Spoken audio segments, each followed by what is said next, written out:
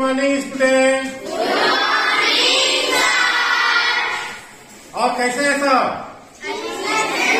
बढ़िया है ना? ठीक। देखो, आप लोग विद्यालय पढ़ने के लिए जब आते हैं तो कोई न कोई साधन से आते हैं। कई लोग साइकिल से आते हैं, कई लोग बस में आते हैं, कोई वैन में आते हैं, कोई मोटरसाइकिल में आते हैं। उन सब में एक चीज कॉमन रहता है। एक चीज जो है सब में कॉमन चीज है, जिसमें जो है वो घूमता हुआ ही आपको पहुंचाता है। उसका नाम बता सकते हो? क्या चीज है वो? चक्का या पहिया। ठीक है। उसका आकार कैसा होता है? अब फुटबॉल का आकार कैसा होता है? तो हम लोग जो है ऐसे ही आज गोल आकृतियों के बारे में अध्ययन करेंगे। ठीक है। फुटबॉल का चित्र बनाने के लिए ब्लैक बोर्ड में कहा जाए तो कितने लोग बना पाएंगे? Very good, very good. हाथ नीचे। सब कोई बना सकते हैं, लेकिन उसका आकार फुटबॉल जैसा दिखेगा क्या? नहीं दिखेगा, है ना? गोल बनाएंगे और वो जो गोल आकृति आप लोग ब्लैक बोर्ड में दिखाएंगे वो आपका रहेगा वृत्ताकार आकृति। एक पूरा गोल का एक टुकड़ा भर रहेगा। वृत्ताकार आकृति का एक टुकड़ा रहेगा। ऐसे ही और कौन कौन सी आकृतियां होती है जो गोल होते हैं, उसको पहचानने के लिए हम लोग देखते हैं। देखिए, चित्र बना हुआ है, इसमें 3 चित्र बना है, पहला, दूसरा, तीसरा। तीनों चित्र में गोल आकृति कौन सी है? या वृत्त की आकृति कौन सी है? और दूसरी आकृति वृत्ताकार है क्या? नहीं है। इसको परवलयाकार कहते हैं, यानी कि वृत्ताकार नहीं है, चपटा हुआ, दबा हुआ है। ठीक है। ऐसी आकृतियों को हम लोग वृत्त नहीं कहेंगे। तीसरी आकृति भी वृत्ताकार है क्या? नहीं है।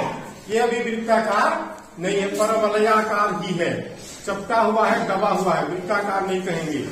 ठीक है। तो पहले नंबर की आकृति जो है हमारा वृत्ताकार है।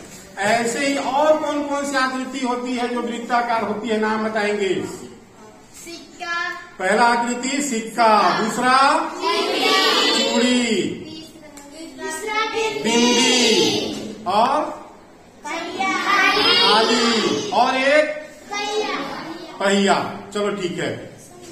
इसी तरह से और भी आकृतियां ढूंढेंगे जो वृत्ताकार होती है। ठीक है। तो आज हम लोग वृत्त बनाने के बारे में ही सीखेंगे, कैसे वृत्त बनाया जाए। अब बनाएंगे कैसे? वृत्त बनाने के लिए 2 प्रकार का चीजों का प्रयोग कर सकते हैं। पहले तो ये एक कील लेंगे, कील में रस्सी को बांध लेंगे और एक किनारे पे अपना पेंसिल या चौक को बांध करके कील को एक स्थान पर रख करके चारों ओर रस्सी जब घुमाएंगे तो जो आकृति बनेगी वो वृत्ताकार होगी। ठीक है। कील को यहाँ पर गाड़ करके चारों ओर रस्सी बनाए, रस्सी से घुमाने पर जो आकृति प्राप्त होगी वो आकृति का नाम होगा वृत्त। और दूसरी आकृति हम लोग प्रकार का प्रयोग करके भी हम लोग वृत्त बना सकते हैं। प्रकार में अपना शीश फंसा लिए। शीश फंसाने के पश्चात जो है इसके नुकीले सिरे को कॉपी में या पन्ने में एक स्थान पर रख करके चारों ओर गोल घुमाएंगे। चारों ओर गोल घुमाने पर जो आकृति बनेगी वह भी वृत्ताकार होगी। इसको उदाहरण से समझने के लिए हम लोग एक बिंदु लेंगे, एक बिंदु पर नुकीला सिरा को रखेंगे, चारों तरफ ऐसा गोल घुमाएंगे तो जो आकृति बन रही है उस आकृति का नाम क्या हो जाएगा? वृत्त। ये हमारा वृत्त की आकृति बन गया। बाकी आकृतियों को हम हटा देते हैं, हमारा काम हो गया, वृत्त बन गया। सब कोई वृत्त बनाना सीख जाएंगे अपना। पर इस बात को ध्यान रखेंगे वृत्त बनाते समय कि नुकीला सिरा आपका हिलना नहीं चाहिए, एक स्थान पर वो स्थिर होना चाहिए और चारों तरफ घुमाएंगे। जो आकृति बनेगी उस आकृति का नाम होगा वृत्त। ठीक है। अब वृत्त में देखिए, वृत्त में जिस बिंदु पर नुकीला सिरा को रखे हैं उस बिंदु का नाम, उस बिंदु को हम क्या कहते हैं? क्या कहते हैं? वृत्त का केंद्र कहते हैं। और वृत्त के केंद्र से सभी जो वृत्त दूरी है, वृत्त के सभी बिंदुओं के बीच की दूरी जो है हमेशा बराबर होती है। सभी बिंदु का मध्यमान बिंदु होता है केंद्र। वृत्त का मध्यमान बिंदु क्या होता है? केंद्र होता है। ठीक है। अब इस केंद्र से यदि हम लोग वृत्त में कई बिंदु ले लेते हैं, बिंदु ए, बी, सी, डी, इधर ले लिया ई, 5 बिंदु लिए हैं वृत्त में, 5 बिंदु लिए हैं। 5 बिंदुओं को और केंद्र का नाम यदि हम लोग ओ लिख दें, ओ से यदि 5 बिंदु को मिलाएंगे तो उनके बीच की दूरी, 5 को मिलाते हैं हम लोग, 5 बिंदुओं को मिला लिए। इन 5 बिंदुओं के बीच की दूरी अलग अलग होगी कि एक समान होगी? जैसा चित्र में दिख रहा है ना?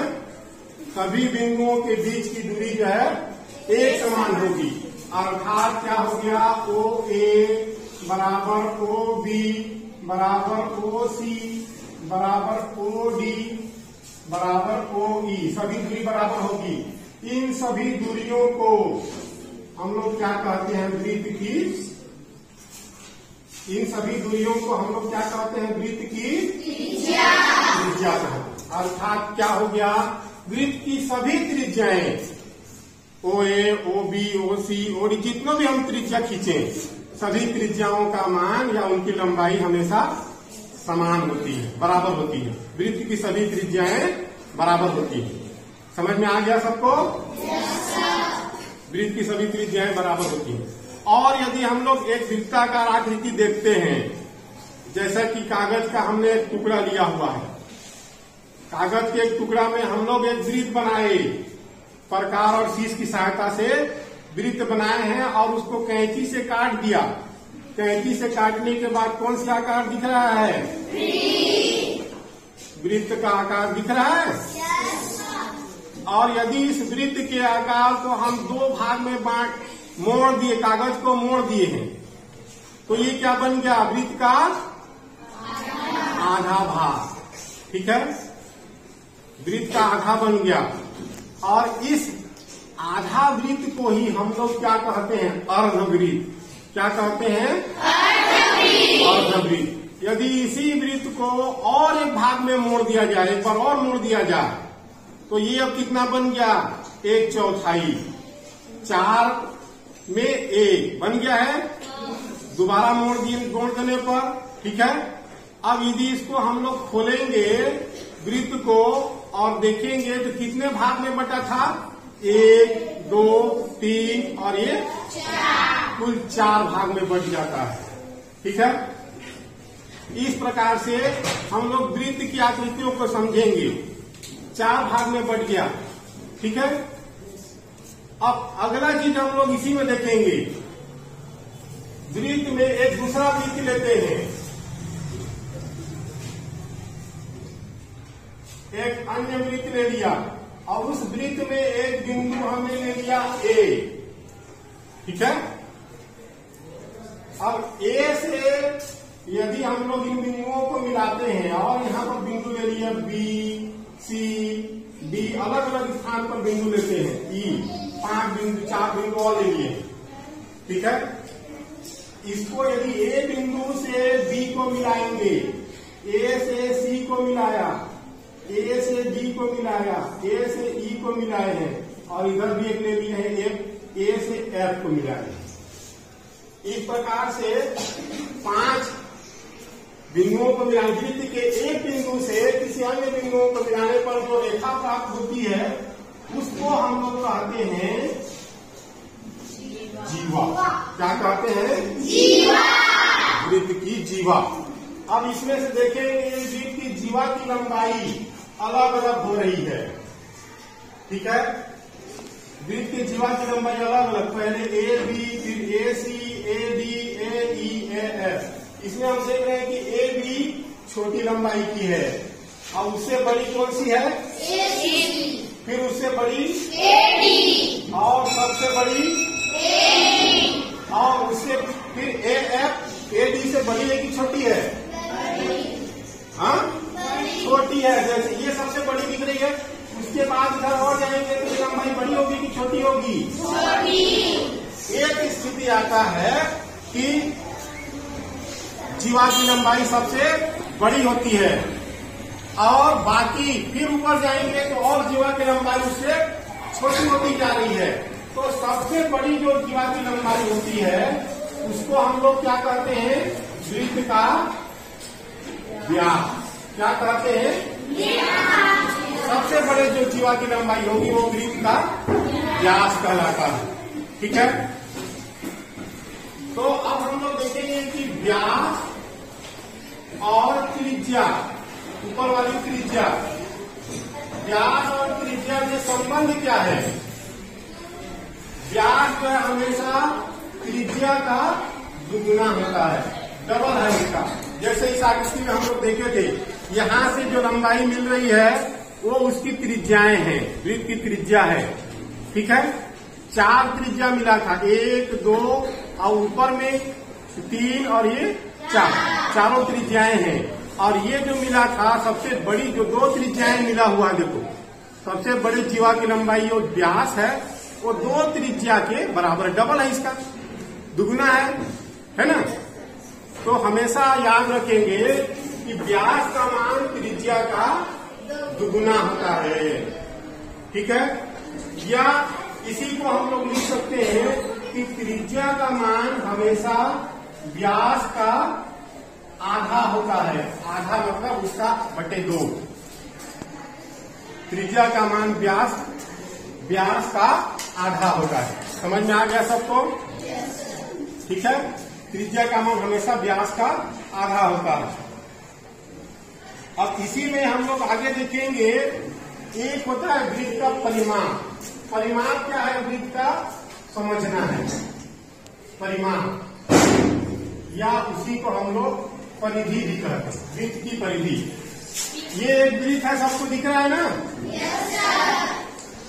वृत्त की परिधि है, वृत्त है। वृत्त में कहीं पर एक बिंदु ले लिया है ए से हम लोग चलना स्टार्ट करते हैं। वृत्त में ए से चलना शुरू करते हैं, और पूरी एक चक्कर लगाने के बाद फिर से उसी स्थान पर आ जाते हैं। ठीक है, वृत्त में एक चक्कर लगाने के पश्चात फिर से जब उसी स्थान पर पहुंच जाते हैं तो उसी को हम लोग वृत्त का परिमाप या वृत्त की परिधि कहते हैं। क्या कहते हैं? वृत्त की परिधि कहते हैं। ठीक है, एक चक्कर में चली गई दूरी को वृत्त की परिधि कहते हैं। और वृत्त की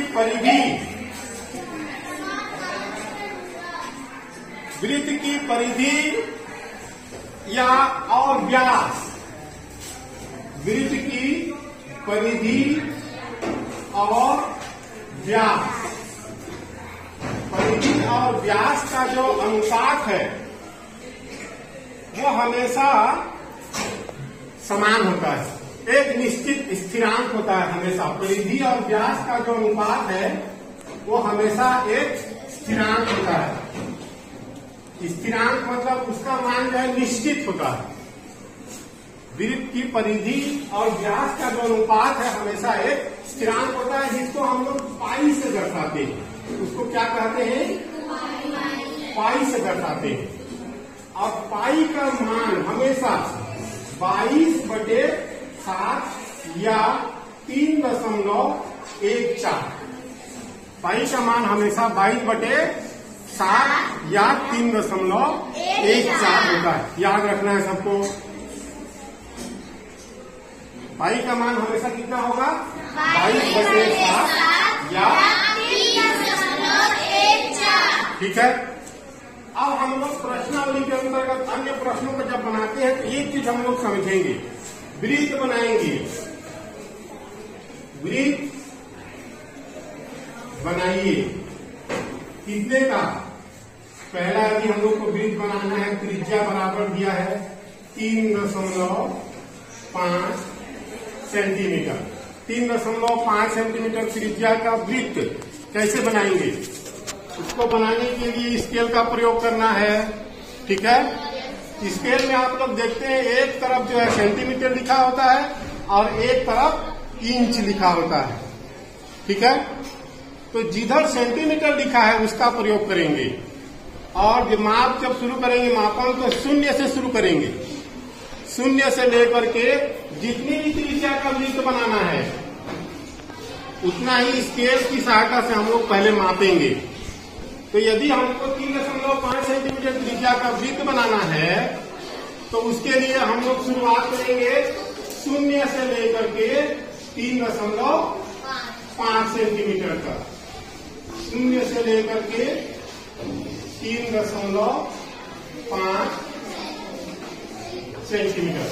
3.5 सेंटीमीटर का त्रिज्या ले लेना है और स्केल प्रकार में सीट फंसा करके जितनी लंबाई त्रिज्या है उतनी लंबाई का वृत्त बनाने के लिए नुकीला सिरा को केंद्र पर रख करके चारों तरफ हम लोग घुमाएंगे और जो आकृति हमको प्राप्त होगा वो हमारा वृत्त होगा। जो आकृति हमको प्राप्त होगी वो हमारी वृत्त होगी। ये हो गया 3.5 सेंटीमीटर त्रिज्या का वृत्त। 3.5 सेंटीमीटर त्रिज्या का वृत्त बना सबको आ जाएगा? सभी अपनी अपनी कापियों में बना कर लाएंगे। ठीक है, और अभ्यास करेंगे अन्य त्रिज्याओं का वृत्त भी बनाना है। यदि हमको त्रिज्या दे दिया त्रिज्या बराबर 5 सेंटीमीटर का 5 सेंटीमीटर त्रिज्या का वृत्त बनाना है तो उसका भी अभ्यास करना है और आशा करते हैं आप लोग को समझ में आ गया होगा। सभी को अपना अपना वृत्त बना करके